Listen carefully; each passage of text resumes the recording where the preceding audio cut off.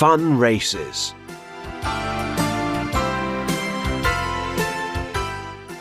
When you hear the word race, what comes to mind?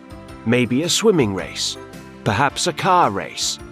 Well, some people think of snails and tin baths.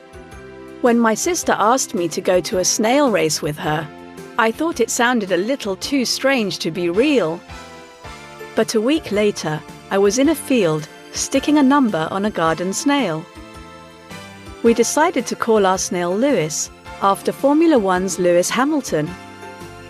A farmer sprayed water on a table and shouted, "Ready, steady, slow!" And the snails were off. Sort of. Lewis came third in 3 minutes 35 seconds. The world record is 2 minutes by a snail called Archie in 1995. Hopefully this year's winner enjoyed his prize, a silver cup full of lettuce. Last summer, my Uncle Tom took part in the Tin Bath Championships in Castletown Harbour on the Isle of Man. I really wanted to watch the race, so he agreed to take me.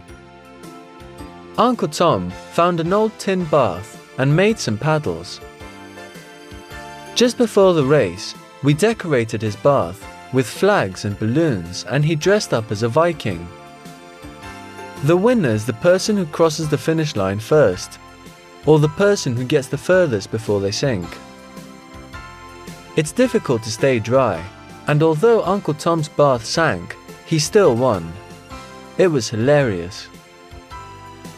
Do you know any unusual races in your country? What are they like?